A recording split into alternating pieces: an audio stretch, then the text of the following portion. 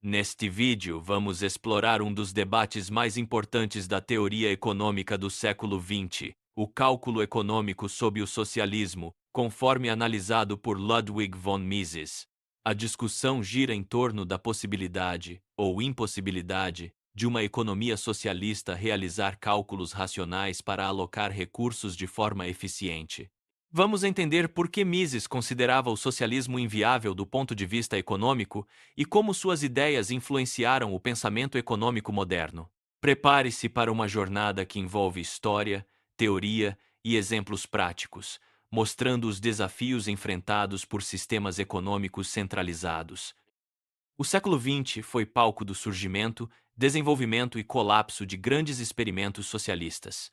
Países como União Soviética, China e outros estados comunistas tentaram implementar sistemas econômicos centralmente planejados. Essas experiências resultaram em profundas transformações sociais, econômicas e políticas, mas também em crises, escassez e tragédias humanas.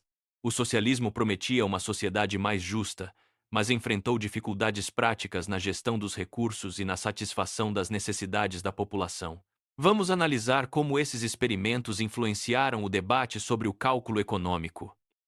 Ludwig von Mises, em 1920, publicou sua crítica fundamental ao socialismo. Ele argumentou que, sem propriedade privada dos meios de produção, não seria possível realizar cálculos econômicos objetivos. Para Mises, o socialismo era utópico, ilógico e antieconômico, pois não fornecia um mecanismo para determinar o valor dos recursos e, consequentemente, não permitia sua alocação eficiente. Suas ideias foram inicialmente ignoradas, mas ganharam força à medida que os problemas práticos do socialismo se tornaram evidentes. No capitalismo, o mercado é responsável por determinar os preços dos bens e serviços por meio da interação entre oferta e demanda. Esses preços servem como sinais para produtores e consumidores, orientando decisões de investimento, produção e consumo. Mises destacou que, sem um mercado livre, não há como saber quais recursos devem ser direcionados para quais fins, pois faltam os sinais de preços que refletem as preferências e necessidades da sociedade. Em uma economia socialista, os meios de produção pertencem à coletividade e não são comercializados. Isso impede a formação de preços reais para máquinas, matérias-primas e outros fatores produtivos. Sem preços, os planejadores centrais não conseguem comparar alternativas de produção ou avaliar a eficiência de diferentes métodos. O resultado é a dificuldade de alocar recursos de maneira racional, levando a desperdícios e ineficiências. O dinheiro, em uma economia de mercado, é o meio universal de troca e unidade de conta. Ele permite que diferentes bens e serviços sejam comparados e avaliados em termos monetários. No socialismo, o dinheiro perde parte de sua função, pois não há mercado para os meios de produção. Assim, torna-se impossível calcular o valor dos insumos produtivos, dificultando ainda mais a tomada de decisões econômicas racionais. No socialismo, a distribuição dos bens de consumo é feita pelo Estado, que pode adotar diferentes critérios, como igualdade, necessidade ou mérito. Cada cidadão pode receber cotas de produtos, que podem ser trocadas entre si. No entanto, essa troca se limita aos bens de consumo, já que os meios de produção permanecem sob controle estatal. Isso restringe a liberdade econômica e reduz a eficiência da distribuição. Mesmo em um sistema socialista, pode haver trocas entre cidadãos, especialmente de bens de consumo. O dinheiro pode existir, mas sua importância é reduzida, pois não serve para adquirir meios de produção. Isso limita o alcance das trocas e impede que o dinheiro cumpra plenamente seu papel de facilitador das transações econômicas. A valoração dos bens, segundo Mises, só é possível quando existe um mercado onde os preços são formados livremente. No socialismo, a ausência de mercado para os meios de produção impede a formação de preços e, portanto, a avaliação do valor desses bens. E isso dificulta a escolha entre diferentes alternativas de produção e compromete a racionalidade econômica. Imagine a construção de uma nova ferrovia. Em uma economia de mercado, os custos e benefícios podem ser comparados em termos monetários, facilitando a decisão sobre a viabilidade do projeto. Já no socialismo, sem preços para os insumos, torna-se impossível calcular se a ferrovia é realmente vantajosa. As decisões acabam sendo tomadas com base em estimativas vagas, sem critérios objetivos.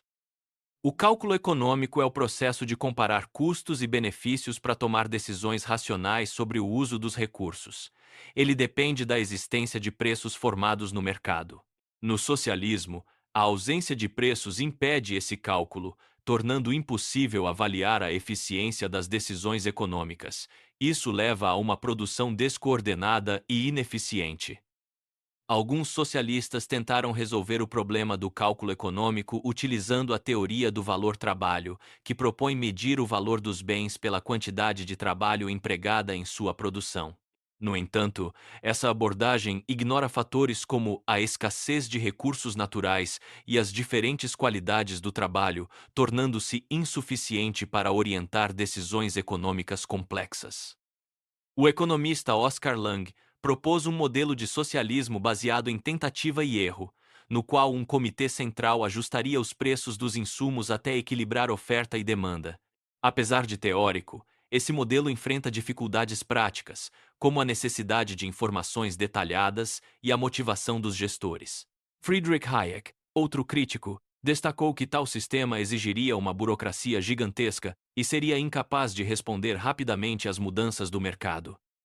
A gestão centralizada da economia socialista exige uma enorme burocracia para coletar informações, planejar e controlar a produção. Essa estrutura tende a ser lenta, ineficiente e suscetível a conflitos internos, já que diferentes setores podem ter interesses divergentes.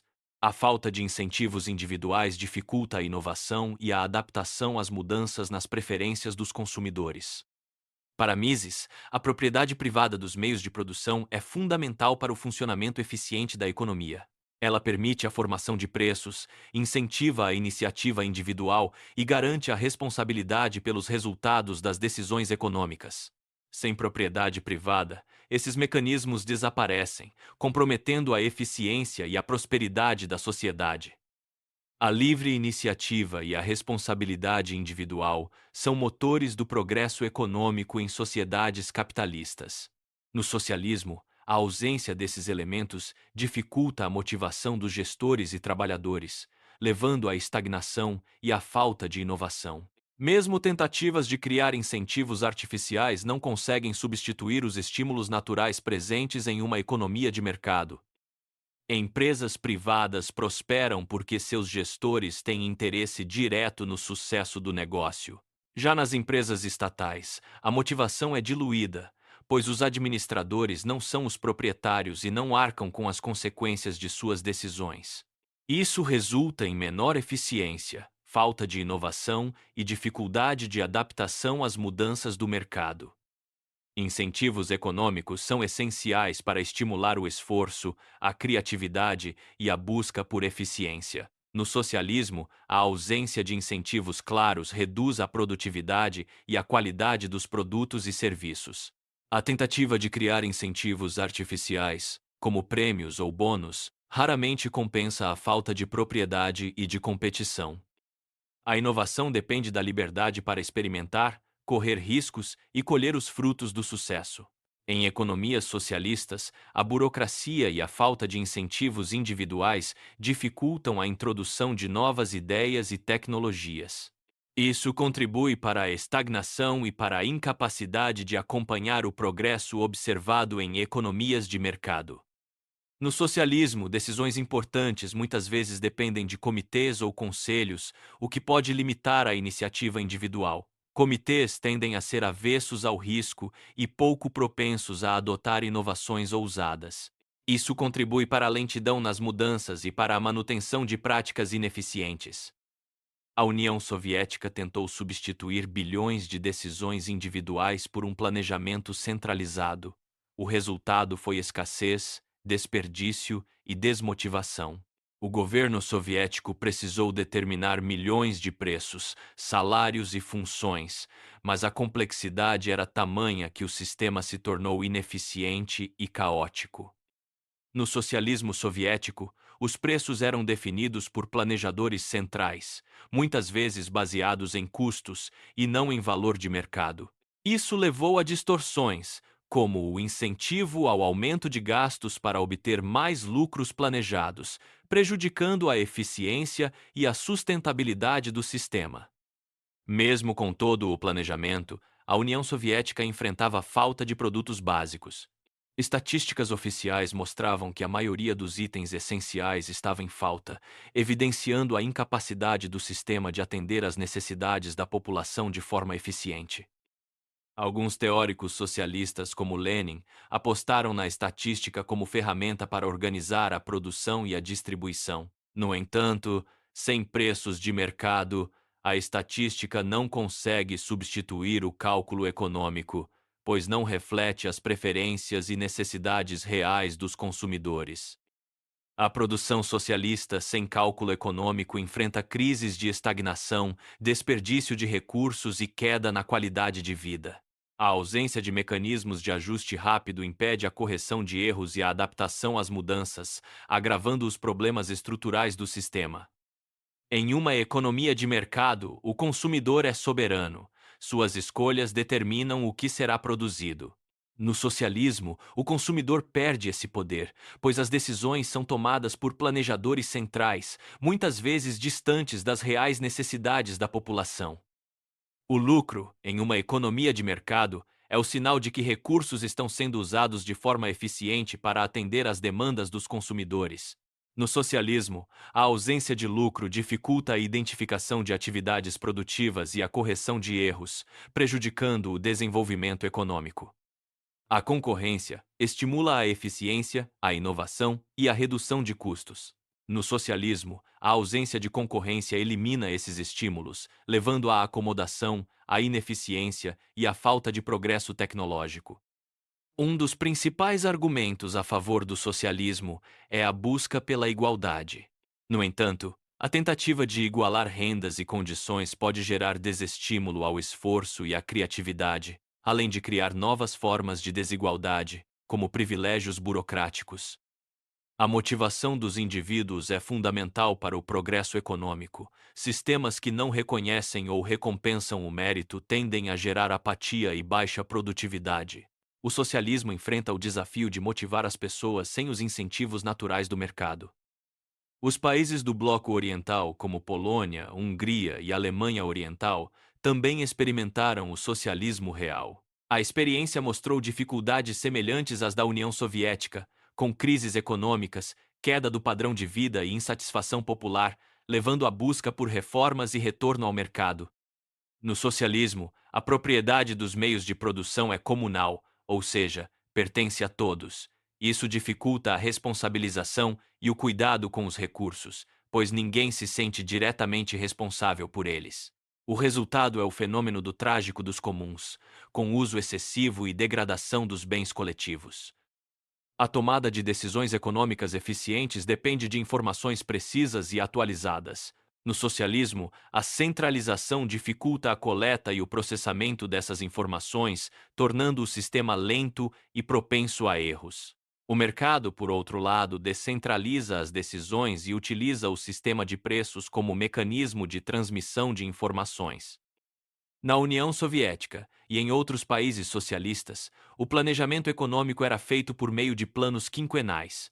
Esses planos estabeleciam metas de produção para diversos setores, mas frequentemente ignoravam as reais necessidades da população e as mudanças nas preferências dos consumidores. A economia centralmente planejada é pouco flexível, pois mudanças exigem revisões burocráticas demoradas.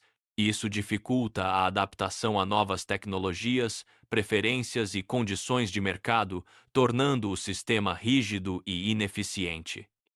Em um sistema socialista, pode-se manter práticas herdadas do capitalismo por algum tempo, mas, sem os fundamentos do mercado, essas práticas se tornam irracionais e acabam sendo abandonadas ou distorcidas, agravando os problemas econômicos.